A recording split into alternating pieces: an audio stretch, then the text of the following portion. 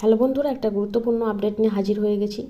West Bengal school service কমিশনের আন্ডারে যে এসএলএসটি হয় 2016 সালে, সেই 2016 সালের নিয়োগ কিন্তু এখনও পর্যন্ত বাকি রয়েছে। যে সমস্ত অপেক্ষমান তালিকার ক্যান্ডিডেটরা নিয়োগ পাননি, তারা বঞ্চিত এসএলএসটি চাকরির প্রার্থী, তারা বারংবার বৈঠক করেছেন এবং বারংবার আন্দোলন করেছেন।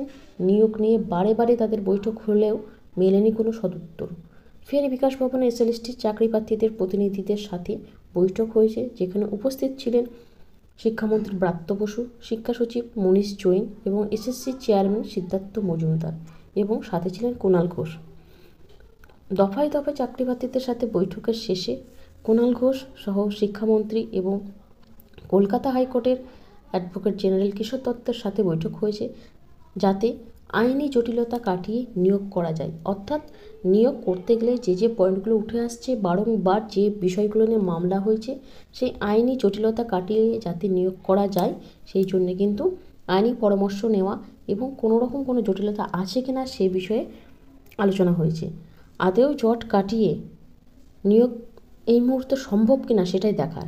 আন্দোলনকারী চাকরি প্রার্থীদের কথা মাথায় রেখে তাদের সমস্যার সমাধানের পথ তৈরি করা গেছে। অর্থাৎ সমস্যা সমাধানের জন্য যে সমস্ত পয়েন্টগুলো উঠে এসেছে, চাকরি প্রার্থীদের সাথে আলোচনা করে শিক্ষামন্ত্রী সেই পয়েন্টগুলোকে তুলে ধরার চেষ্টা করেছেন এবং আইনি বৈধতা পেতে সরকার নিয়োগ করতে পারবে কিনা না সেটাই দেখার।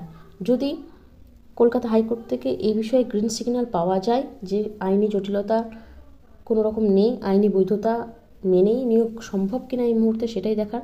সমস্ত সমস্যা সমাধানের পথ যদি থেকে থাকে, সেটা কলকাতা হাইকোর্ট থেকেই যদি সিগন্যাল আসে, তাহলে কিন্তু যত দ্রুত সম্ভব সেটা দেখা যাবে যে নিয়োগ হচ্ছে কি না আদৌ। তো বৈঠক নিয়ে আশাবাদী চাকরি প্রার্থীরা। বৈঠকের পরই তারা জানিয়েছেন আন্দোলনকারীদের যে চাকরি প্রার্থীরা হয়তো আশাবাদী।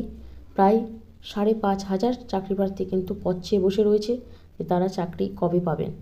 তো লোকসভা ভোটের আগে এই নিয়ে কোনো পজিটিভ ইঙ্গিত আসে কিনা চাকরি প্রার্থীদের উদ্দেশ্যে সেটাই দেখার। যখনই কোনো আপডেট এই বিষয়ে পাবো আপনাদের সাথে শেয়ার করব। আজকে এই আপডেটটা ছিল, আমাদের চ্যানেলের সাথে থাকুন রেগুলারকার আপডেটগুলো পাওয়ার জন্য। আজকের মতো এইটুকু। ভিডিওটা দেখার জন্য ধন্যবাদ।